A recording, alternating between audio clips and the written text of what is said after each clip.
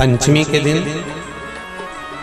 चाहे नाग पंचमी हो, चाहे श्रावण महीने की शुक्ल पक्ष की, चाहे कृष्ण पक्ष की पंचमी हो, शिव जी पर जल चढ़ाया गया। और समझ लो अच्छे से, श्रावण महीने की पंचमी के दिन देवाधिदेव महादेव पर चढ़ाई गई शमी पत्र, भगवान पर चढ़ाई गई शमी पत्र आस्तिक मुनि का नाम लेकर, कौन से मुनि?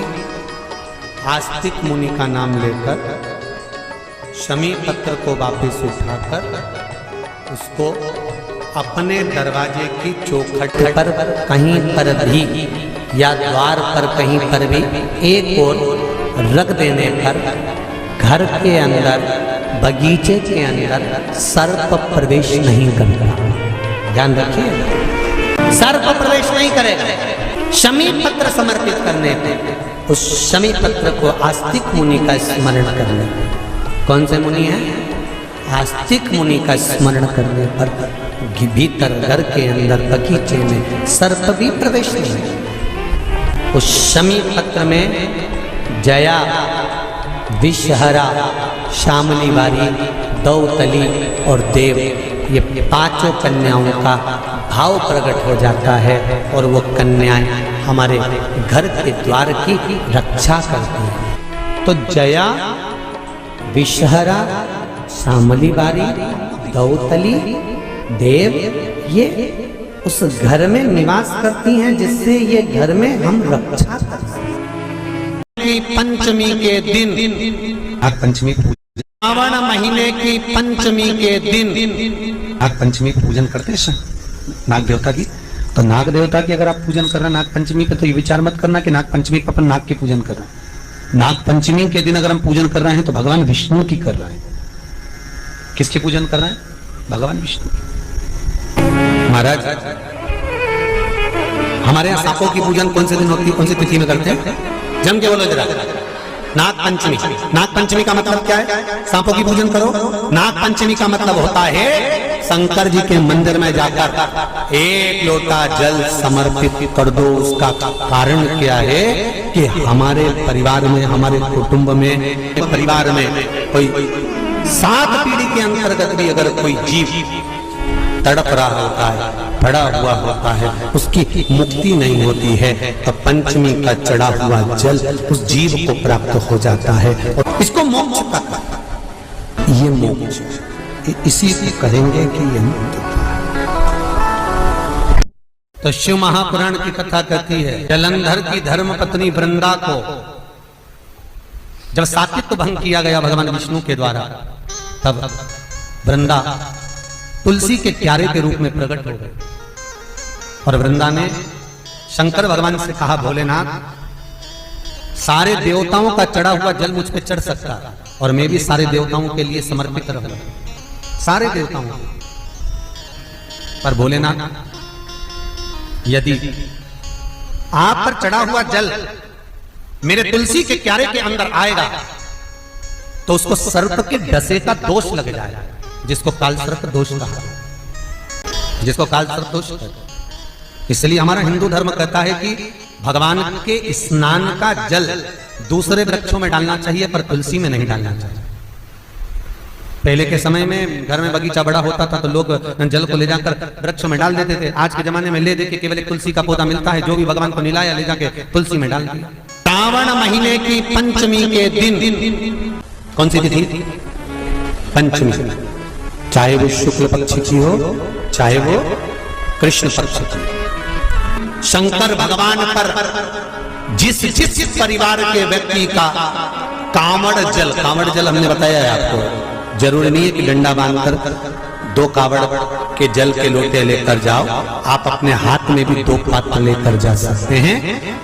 पंचमी तिथि के दिन हाथ में 2 लोटे जल के, 2 कलश जल के जब हम शंकर भगवान को चढ़ाते हैं तो ऊपर जो कमंडल होता है शिव जी के ऊपर जलधारी होती है, जिसमें जया, विषहरा, शामली वारी, दौतली और देव, शंकर भगवान की 5 बेटियां जिसमें विराजमान होती हैं, जब हम जल समर्पित करते हैं, हमारे पीढ़ी में, परिवार में अगर कोई अधोगति में मर गया होता है, कुंवारी अवस्था में चले गया होता है, गर्भ में मर गया होता है, गर्भ के बाहर निकल कर भी अगर कुंवारी अवस्था में चले गया होता है, तो श्रावण महीने की दोनों पंचमी पर परिवार का अगर कोई एक व्यक्ति भी जल चढ़ा देता है शंकर भगवान पर, तो सर्प की योनि में नहीं पड़ता, जीव मुक्त हो जाता, प्रेत योनि में सर्प की योनि से मुक्त हो जाता। हमारे घर की बहन बेटी क्या करती है? तुम्हारे घर की बहन बेटियां क्या करती हैं? घर में बहन बेटी आती हैं तो बद्दुआ देकर नहीं जाती। घर में कन्याएं रहती हैं, बद्दुआ नहीं देती। घर की बेटियां जब दरवाजा छोड़कर शादी कर वाले दिन, विदाई के दिन अगर जाती भी हैं, तो बेटियां हाथ में धान भरकर फेंक कर जाती हैं कि मेरा मायका खूब फले फूले आगे बढ़े, छापे लगाकर चली जाती हैं कि हमने हमारी जीवन की सारी दौलत, जीवन का सारा सुख अपने मायके में दे दिया है। वो बेटियां तो बेल में पान जानते हो, अम्बुल जो खाने वाला पान होता है, पान की बेल में चारों तरफ से बेल लगाकर नागलक्ष्मी उसमें भेंट कर शिव की आराधना करती थी। इसलिए आज भी शास्त्र के हिसाब से देखा जाए तो सबसे ज्यादा सांप, सबसे ज्यादा सर्प, सबसे ज्यादा नाग नागिन, सबसे ज्यादा सर्प अगर कहीं रहते हैं तो जहां पान की खेती होती है, जहां पर तांबुल उत्पन्न होता है, जहां पान की बेल होती है, सबसे ज्यादा सांप वहीं पर पाए जाते हैं। सबसे ज्यादा सांप वहीं पर जाते हैं। और जो पान उतारने वाले रहते हैं, पान तोड़ने वाले रहते हैं, पान बेचने वाले रहते हैं, जिनको हमारे यहाँ सहज भाषा में चौरसिया कहते हैं, इनका एक विधान रहता है कि सांप पान के उस बेल में चारों तरफ रमे रहते हैं। पान की बेल में सांप के बच्चे चारों तरफ भ्रमण करते रहते हैं, और चौरसिया पान उतारने वाला, बेल में से पान तोड़ने वाला सांप के बच्चों को उठाकर, सांप को उठाकर उधर रख देता है और पत्ते तोड़ लेता है, पत्ते तोड़ लेता है। उसको सर्प नहीं डसते। क्यों? क्योंकि यहाँ पर वर है इन चौरसियाओं को।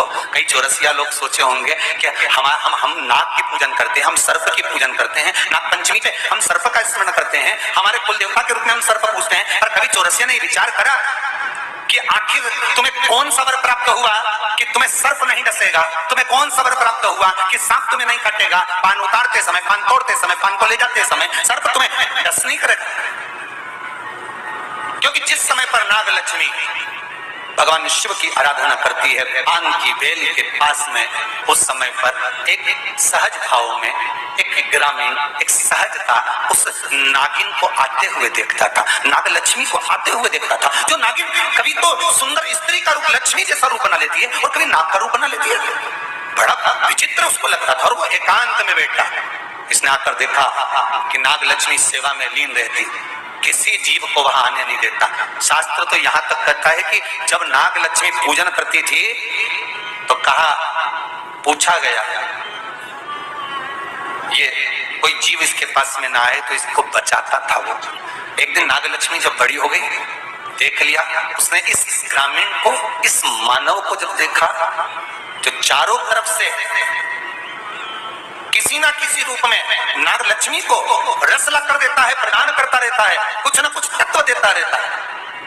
कितना सुंदर संवाद है महाराज। नागलक्ष्मी जब पूजन करने शंकर जी की बैठती थी, तो ये जो हमारे हिंदू धर्म में ऐसा भाव कहते हैं, शंकर जी के अभिषेक में गन्ने का रस, अनार का रस, मौसम्बी का रस, ये जो अभिषेक कराते हैं ना ब्राह्मण जन, तो ये कहते हैं ये रस चढ़ाइए, इस रस से भगवान का अभिषेक करना है, गन्ने का रस से, इस रस से शिव का अभिषेक करना। ला कर देता है, रख देता है। तो रोज नागलक्ष्मी को रोज आश्चर्य होता है, आखिर ऐसा कौन है जो लाकर रोज रख देता है? कौन ऐसा है?